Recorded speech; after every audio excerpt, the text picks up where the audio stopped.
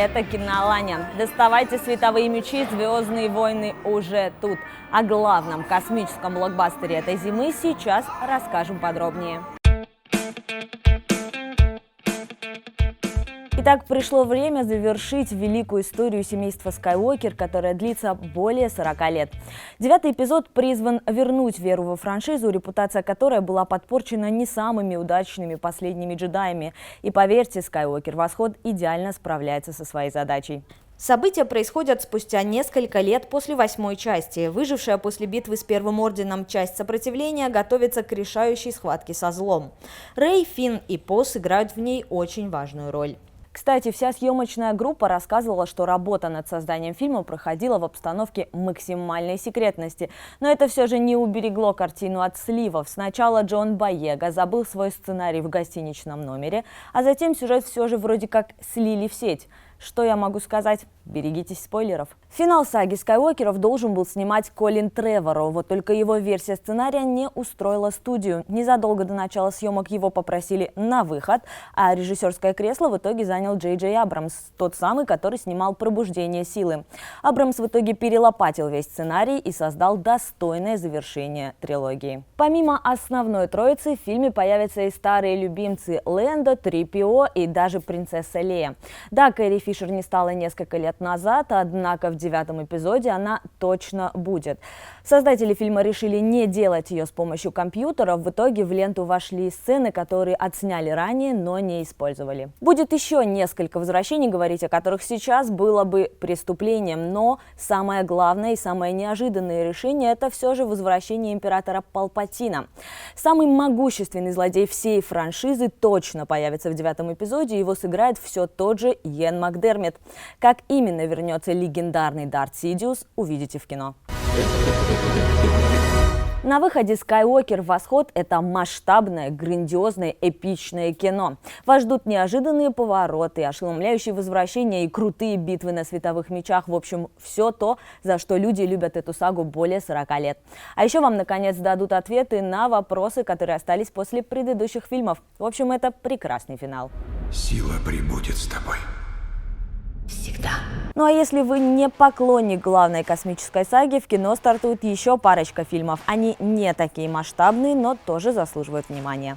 Итак, на больших экранах можно посмотреть ужастик «Черное Рождество». Все события происходят в канун Рождества в колледже. В женском кампусе готовятся к большой вечеринке, вот только после тусовки одна из девушек таинственным образом пропадает, а за остальными начинает охотиться жуткий маньяк. Кстати, «Черное Рождество» – ремейк культового канадского хоррора 1974 года. А для детишек в кино будут показывать мультфильм «Фиксики против кработов». В лаборатории, где находится тайная школа фиксиков, появляются неуловимые существа. Они шпионят за фиксиками и угрожают их тайне. Кто такие эти странные роботы-кработы и что им нужно? Кто стоит за ними? Узнаете в кино. А еще в кино продолжают показывать «Волшебное холодное сердце», «Милое Рождество на двоих», «Лихой Джуманджи». Сейчас коротко о фильмах, которые еще можно глянуть на больших экранах.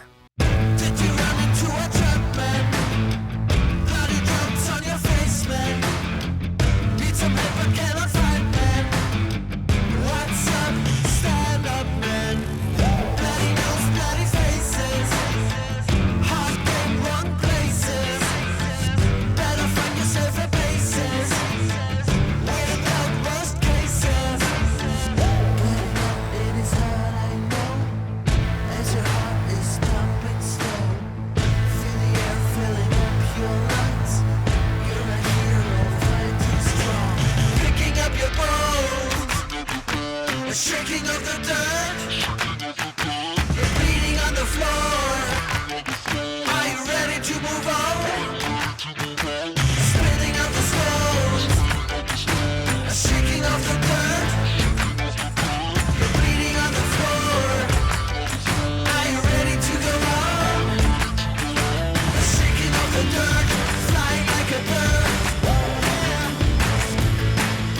The shaking of the dirt.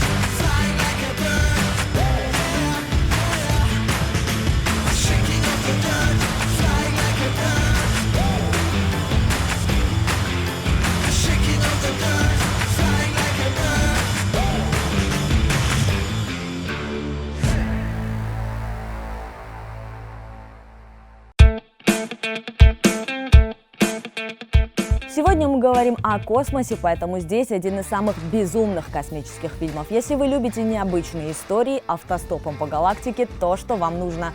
Здесь минимум пафоса, максимум хаоса и никакой логики. Наш главный герой абсолютно заурядный Артур Дент. У него вечно проблемы, вот только любая из них ничто по сравнению с уничтожением Земли.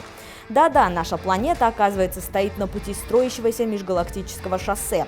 И теперь всей цивилизации конец, кроме Артура, ведь его друг неожиданно оказывается инопланетянином.